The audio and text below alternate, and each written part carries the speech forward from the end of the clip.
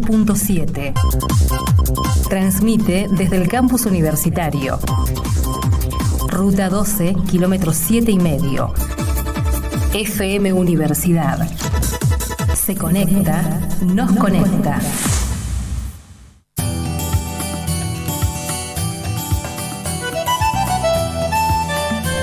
9:29 minutos y estamos ahí expectantes en relación a cuándo finalmente se va a reabrir el paso fronterizo que une Posadas con Encarnación, expectantes desde distintos lugares, ¿no? Recién hablábamos con integrantes de la Cámara de Comercio de nuestra provincia, viendo también la expectativa en relación a qué implicancias va a tener para nuestro comercio más local y la cuestión más sanitaria, digamos, ¿no? Que es justamente por lo que está cerrada la frontera. Y está en línea para charlar un poquito de este tema el doctor Walter Villalba, que es el coordinador regional de Sanidad de Frontera, región NEA. Además, está bueno para mirar desde ahí lo que va a pasar en toda nuestra región con la reapertura de las fronteras. Doctor Villalba, muy buenos días. ¿Cómo le va? Alicia Rivas lo saluda desde la radio de la universidad.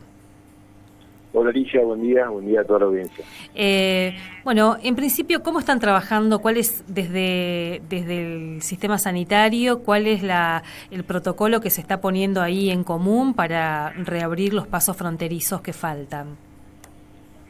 Bueno, sí, en principio la provincia propuso a la Nación la reapertura de los pasos de Bernardo Irigoyen y Benicio Cerqueira y de Posadas y Encarnación con el mismo protocolo que se había puesto en vigencia en principio en Foz de Iguazú y Puerto Iguazú. Uh-huh. Bueno, estos requisitos fueron elevados ya a la Nación. El Ministerio de Salud de la Nación en este momento tiene la pelota de su lado, digamos, uh-huh, esperando a nosotros a que se confirme la autorización y posteriormente Jefatura de Gabinete de la Nación saque la decisión administrativa, que es una suerte de instrumento jurídico similar a un decreto de necesidad de urgencia, firmado por el jefe de gabinete, en el cual se pone en vigencia ya la apertura de ambos pasos fronterizos. Uh-huh, uh-huh. Mientras tanto, esperamos esto, que creo que se dará en el día de hoy o el día de mañana, no va a pasar mucho tiempo, porque la provincia cumplimentó todo y cada uno de los requisitos solicitados. Mientras tanto, estamos trabajando la gente de la provincia, los entes nacionales que conviven en los complejos fronterizos, en ultimar estos detalles, ¿no? Del funcionamiento, de que todo sea trazable, de que la gente no tenga inconvenientes en su circulación, de que no haya gente deambulando en los pasos fronterizos, uh-huh, de que existan las normas de aislamiento. Hay justamente en el paso del puente Roque González hay algunas obras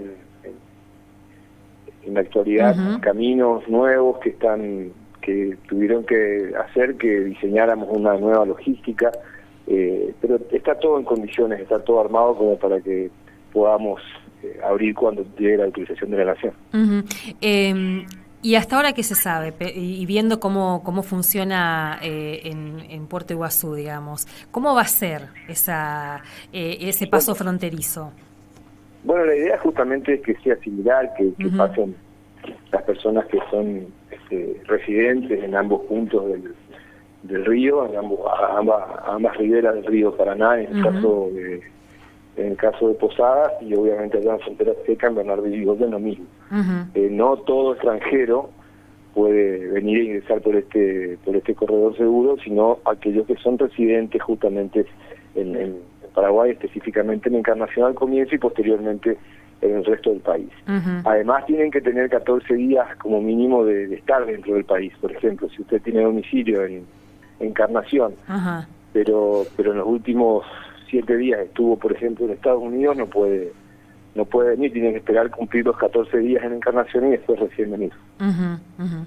Y eso también del lado de Encarnación, digamos, o sea, ahí hay como compatibilizaron los requisitos, acordaron criterios comunes. No hay una reciprocidad. Uh-huh. No hay una reciprocidad. Eso sí es una buena pregunta, porque el gobierno de Brasil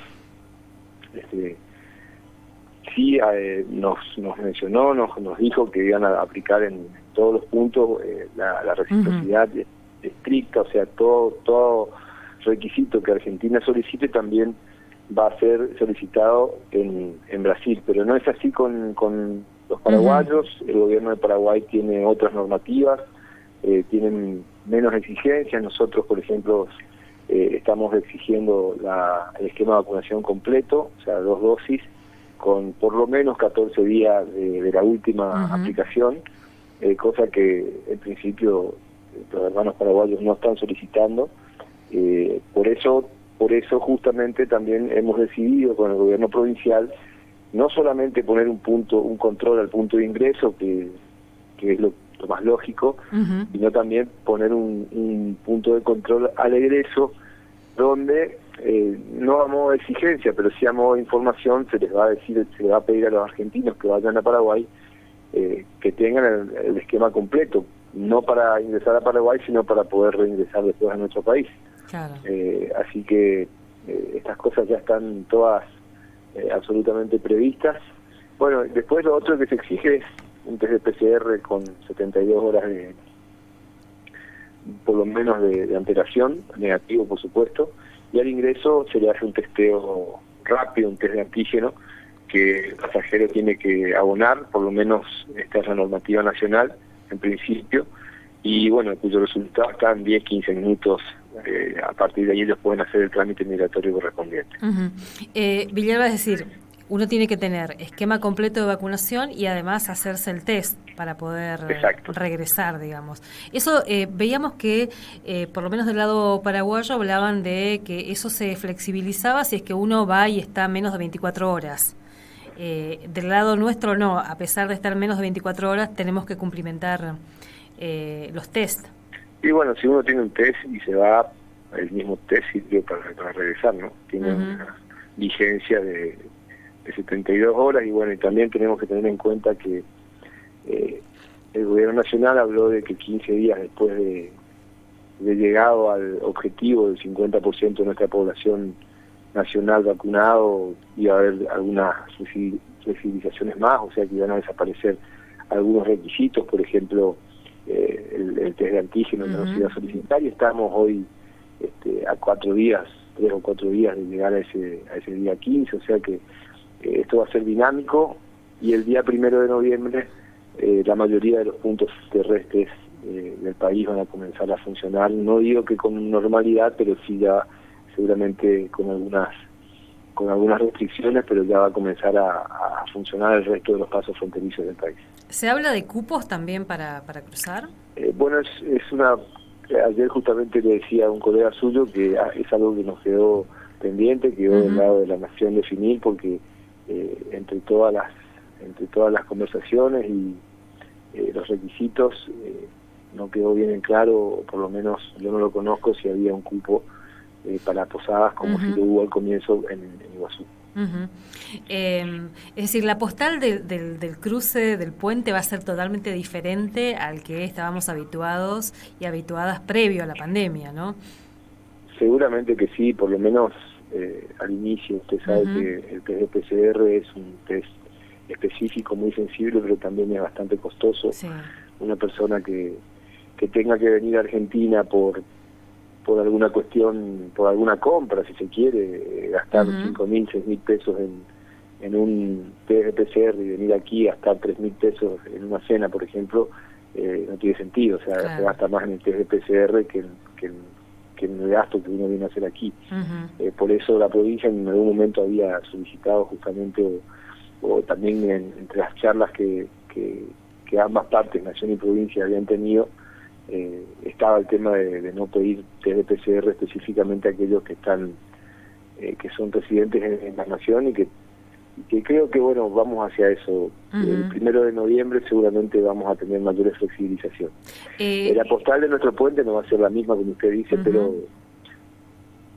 seguramente con el transcurrir del tiempo y cuando avance la vacunación y la cuestión epidemiológica y sanitaria se va normalizando, también se va a normalizar el paso fronterizo. Este paso suele ser además un paso muy elegido para residentes paraguayos en la Argentina, digamos, ¿no? ¿Cómo va a ser para ellos el cruce de la frontera? Por ejemplo, de los residentes paraguayos en Buenos Aires o en alguna otra provincia que no sea la nuestra. Mira, cuando se designa un corredor seguro no hay inconvenientes en que la persona que cruza ya siga su camino hacia el resto del país. El problema es cuando es un corredor turístico específicamente, como fueron los primeros días de Iguazú. En los primeros días, desde el 27 de septiembre hasta el 1 de octubre, era un corredor turístico específico. La idea general era que la gente pudiera ingresar desde Foz de Iguazú a Puerto Iguazú, permanezca en Puerto Iguazú y retorne a Foz. Cuando se habilitó el corredor seguro, ya la cosa cambió. A partir de ese momento, la gente que ingresa puede continuar su camino. Se transforma como un punto como Ezeiza o como el puerto de Buenos Aires, por ejemplo. Doctor, ¿y hay evaluación ya de esos primeros días de la frontera abierta ahí en la zona de Puerto Iguazú en cuanto a movimiento turístico, si es que hubo algún impacto sanitario? ¿Hay alguna evaluación? Bueno, el impacto sanitario fue hasta ahora negativo. No, me voy a explicar bien. No fue negativo, sino que no tuvimos ningún caso hasta ahora. Hasta ahora es impecable, todo lo que ha funcionado muy bien. La cantidad de gente que está viniendo hasta ahora dio toda negativa. No tuvimos nada que lamentar. Y se siguen haciendo los controles, los testeos como al inicio. Y bueno, la verdad es que la parte económica no me conviene, no me compete a mí analizarla. No sé cómo habrá impactado en la economía de Iguazú, pero la gente de Iguazú estaba muy ansiosa. Usted sabe que es una localidad que depende muchísimo del turismo y obviamente que estaban todos muy expectantes de la apertura. Pero este dato de que no hubo ningún alarma encendido en lo sanitario es un dato muy interesante también, ¿no?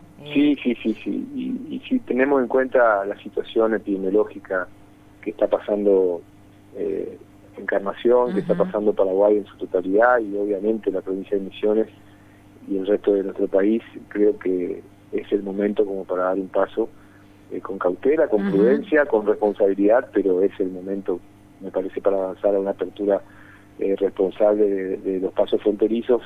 No hay tensión en el sistema de salud, la vacunación está avanzando de forma ágil y eficiente, así que bueno, estamos todos a la expectativa. Usted coordina la región NEA de Sanidad de Frontera, por lo que vemos, ¿no?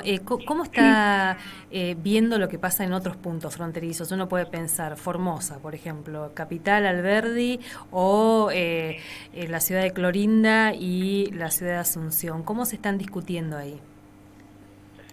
Sí, está pasando lo mismo. Hay ya conversaciones como para poder ir avanzando en la apertura. La situación de Clorinda era un poco más compleja que la nuestra desde el punto de vista epidemiológico y bueno, por eso es que se tardó un poquitito más en presentar los protocolos. En este momento, la semana que viene hay algunas reuniones como para poder ya habilitar el paso, y creo que va a ser para los últimos días del mes de octubre o el 1 de noviembre, como le había dicho antes. El lunes hay una reunión en Uruguay entre el presidente de la calle Pou y el gobernador Bordet, con los intendentes de Gualeguaychú, de Concordia, de otras localidades de Colón, de Concepción del Uruguay, como para ir también avanzando sobre la frontera del río Uruguay con la República Oriental del Uruguay. Veremos qué novedades nos traen cuando a la vuelta. Y también ya están los pedidos formales de Paso de los Libres con Uruguayana, Santo Tomé con Sao Borja y Ayolas con Ituzaingó.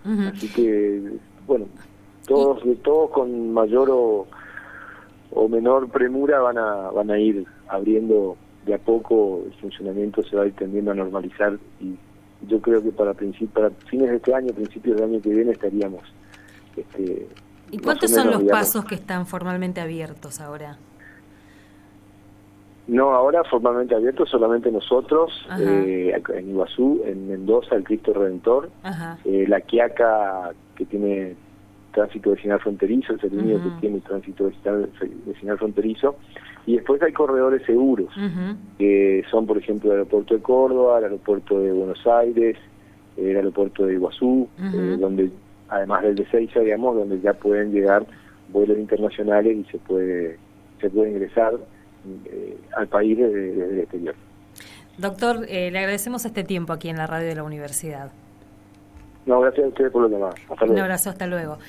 Hablábamos con el doctor Walter Villalba, ex ministro de Salud de la provincia, ahora en su rol de coordinador regional de Sanidad de Frontera, hablándonos un poco de, desde lo sanitario, las cuestiones que se están discutiendo para la reapertura del puente internacional que une Posadas Encarnación. Si seguimos haciendo números todavía, es casi prohibitivo cruzar, digamos, una vez que abran.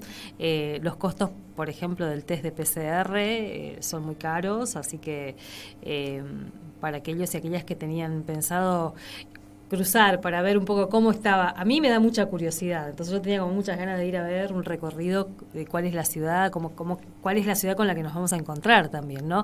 Pero hasta ahora sigue siendo caro. La expectativa es que después del 50% de vacunación, de que completemos en todo el país el esquema de vacunación en un 50%, estos requisitos se vayan flexibilizando, lo decía Villalba también. Así que la Nación tiene ahora, como lo tuvo también en el caso de Puerto Iguazú, la decisión final, digamos, ¿no? Y el momento en que se pueda conocer esa resolución que dé por abierta la frontera y que se pueda empezar a recuperar ese tráfico vecinal fronterizo por ahora. 9:46 minutos.